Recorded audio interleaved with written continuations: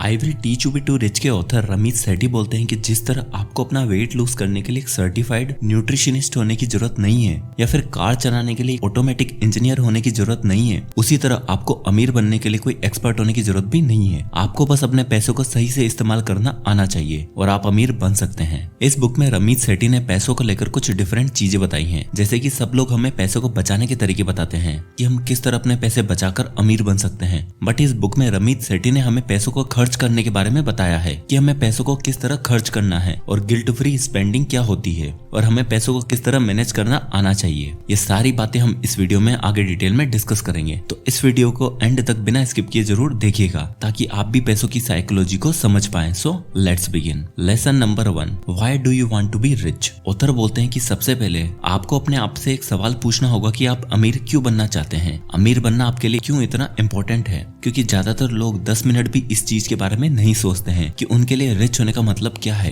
क्योंकि हर किसी के लिए रिच होने का मतलब अलग अलग हो सकता है। कोई अमीर बनना चाहता है क्योंकि उसे लाइफ में फ्रीडम चाहिए, मतलब कि जब चाहे जो चाहे वो करने की कैपेबिलिटी रखना। बाकी कुछ लोगों के लिए बस वो अपने लोन को खत्म कर दे, वही शायद उनके लिए रिच होना होता होगा। तो सबके लिए अमीर होने की डेफिनेशन अलग अलग हो सकती है और ऑथर के लिए स्टार्ट में रिच होने का मतलब था बस एक अच्छे रेस्टोरेंट में जाकर स्टार्टर ऑर्डर करना। वही चीज उनके लिए शुरुआत में एक रिच होने जैसी बात थी, क्योंकि पहले वो लोग काफी गरीब थे और वो कभी भी अच्छे रेस्टोरेंट में जाकर स्टार्टर ऑर्डर नहीं दे पाते थे। तो उनके लिए तो उस टाइम पर वो रिचनेस थी। इसलिए आपको भी पता होना चाहिए कि आपके लिए रिचनेस का क्या मतलब है, आप क्यों अमीर होना चाहते हो और आपको उन्हीं चीजों पर खर्च करना है जो आपको खुशी दे, ना कि दिखावे के लिए आप वो चीजें करो। Lesson number 2, start early. किसी भी चीज को स्टार्ट करने का जो सबसे बेस्ट टाइम था वो था 10 साल पहले, बट अगर आपने वो चीज उस टाइम स्टार्ट नहीं की है तो कोई बात नहीं, क्योंकि जो सेकंड बेस्ट टाइम है वो है आज। मतलब कि हमें पास्ट को लेकर नहीं बैठना है, जो निकल गया सो निकल गया, आपको आज पर ध्यान देना है। जो स्टार्ट करना है उसे आज ही स्टार्ट करो। बट अब बात आती है कि हमें स्टार्ट क्या करना है। वेल, आप जो भी कमाते हो या फिर फ्यूचर में जो भी आप कमाने वाले हो उसे हमें मैनेज करना आना चाहिए। हमें अपने पैसों को ट्रैक करना है कि हम कितना पैसा कमा रहे हैं और कितना पैसा खर्च कर रहे हैं। अब इससे कोई फर्क नहीं पड़ता है कि आपके 17 साल है या फिर 30, क्योंकि अगर आज आप अपने 1000 रुपए मैनेज नहीं कर सकते हो तो कल करोड़ों कैसे मैनेज कर पाओगे। और हो सकता है कि अभी आप अच्छा खासा पैसा कमा रहे हो बट मंथ के एंड तक आपको पता ही नहीं रहता है कि आपकी सारी सैलरी कहाँ पर चली जाती है। क्योंकि जैसे जैसे हम लाइफ में आगे बढ़ते हैं, ज्यादा पैसा कमाते हैं, तो हमारे पैसे काफी स्कैटर हो जाते हैं। हम सबकी wealth fix deposit, stocks, bonds, savings accounts, हमारे लोन्स और क्रेडिट कार्ड वगैरह में स्कैटर्ड हो जाती है और इन सबको एक जगह पर ट्रैक करना मुश्किल हो जाता है। मुझे भी ये इशू फेस करने को मिला था,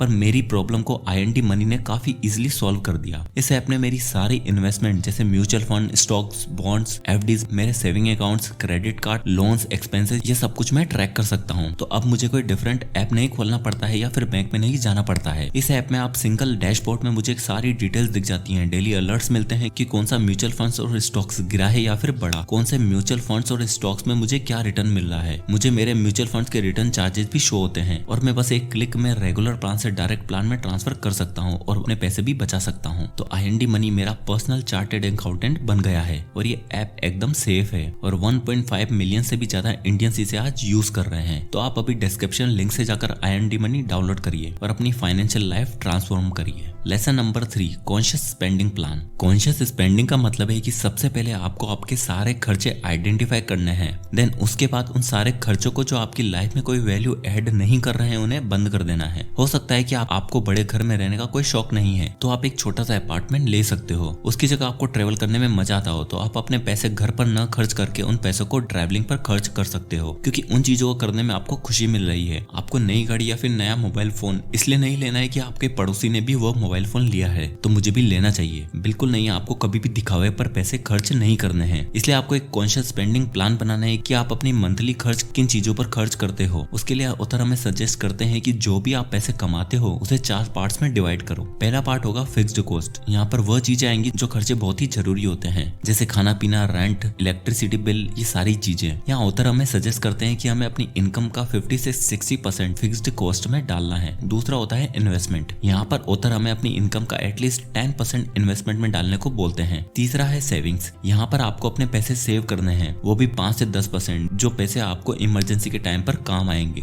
और अब फोर्थ आता है गिल्ट फ्री स्पेंडिंग। यहाँ पर ऑथर हमें उन चीजों पर पैसे स्पेंड करने को बोलते हैं जो चीजें आपको करना पसंद है, जिन्हें करने के बाद आपको बड़ा अच्छा फील होता है। उन चीजों पर आप 20 से 30% तक खर्चा कर सकते हो। तो अगर आप सही तरीके से पैसों को मैनेज करोगे तो आपको पैसे खर्च करने जाने के बाद गिल्ट फील नहीं होगा कि यार मैंने इस चीज पर इतने पैसे खर्च क्यों कर दिए, क्योंकि आपने अपना फाइनेंशियल गोल पहले से ही बना रखा है, जिससे कि आपको आपके फ्यूचर की टेंशन नहीं है और आप दूसरों को दिखावा करने की जगह खुद की खुशी के लिए पैसे खर्च कर रहे हो, जिससे कि आप एक स्मार्ट मनी मैनेजमेंट कर पाओगे। Lesson number 4, create automatic system. Author बोलते हैं कि हम इंसान बहुत ही आलसी होते हैं, हम चीजों पर एफर्ट नहीं लगाना चाहते हैं। अगर आपको कोई बोले कि आप रोज बैंक में जाकर आपके पैसे डिपॉजिट अकाउंट में जमा कराओ, तो आप एक दिन जाओगे, 2 दिन जाओगे, बट तीसरे दिन आपको मोटिवेशन खत्म हो जाएगा। इसलिए ऑथर हमें ऑटोमेटिक सिस्टम को अडेप्ट करने का बोलते हैं। जैसे ही आपकी सैलरी आती है उसी वक्त आपकी सैलरी का 5 से 10% आपके इन्वेस्टमेंट और सेविंग अकाउंट में चला जाए, जिससे कि आपके पास आपकी सैलरी का 90% बचेगा, जिन्हें आप बाकी चीजों में स्पेंड कर सकते हो। क्योंकि अगर जो चीज आपके सामने रहेगी ही नहीं तो आप उसे खर्च कैसे करोगे। और ऑटोमेटिक सिस्टम का यह फायदा है कि इसमें आपको कोई भी एफर्ट नहीं लगाना है और स्टार्ट में आपको बस कुछ घंटे देने हैं, उसके बाद लाइफ टाइम कोई मेहनत नहीं है और ना ही आपको अपने बिल्स को पे करने की चिंता करनी है। क्योंकि बहुत से लोगों को दिक्कत ये होती है कि हमारे पास तो टाइम ही नहीं है, हम पैसों को मैनेज कैसे करें, कहाँ पर इन्वेस्ट करें या फिर सेव कैसे करें, कुछ बचता ही नहीं है। इसलिए यह ऑटोमेटिक सिस्टम आपकी हेल्प करता है आपके पैसों को सेव करने में और इन्वेस्टिंग में भी, जिसके लिए आपको कोई एक्स्ट्रा एफर्ट लगाने की जरूरत नहीं है। न केवल आप अपने इन्वेस्टमेंट और सेविंग्स के लिए ऑटोमेटिक सिस्टम क्रिएट कर सकते हैं, जबकि आप चाहो तो आप अपने जरूरी खर्चों के लिए अलग से अकाउंट बना सकते हो और अपनी गिल्ट फ्री स्पेंडिंग के लिए एक अलग से सिस्टम क्रिएट कर सकते हो, जिससे कि आपको हर मंथ एक आइडिया रहेगा कि आपको कहां पर कितना पैसा खर्च करना है। क्योंकि अगर आपको पता ही नहीं हुआ कि आपका पैसा कहां जा रहा है तो आप चाहे लाखों ही क्यों ना कमा लो, आप कभी भी फाइनेंशियली फ्री नहीं हो पाओगे। इसलिए हमें अपने पैसों को सही तरीके से ट्रैक करना और मैनेज करना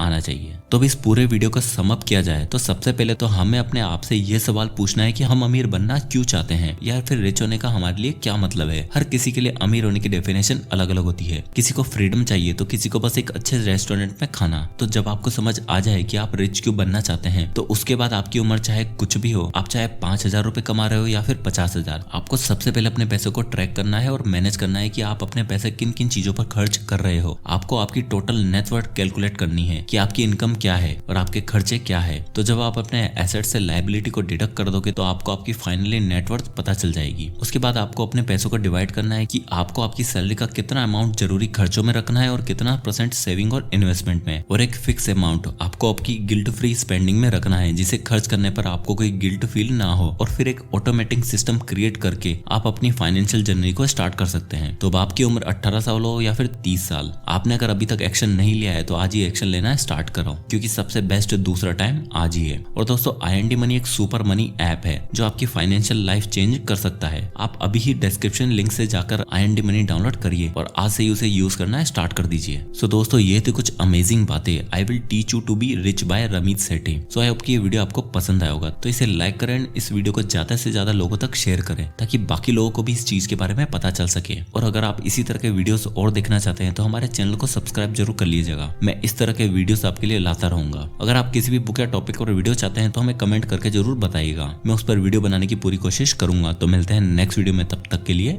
जय हिंद।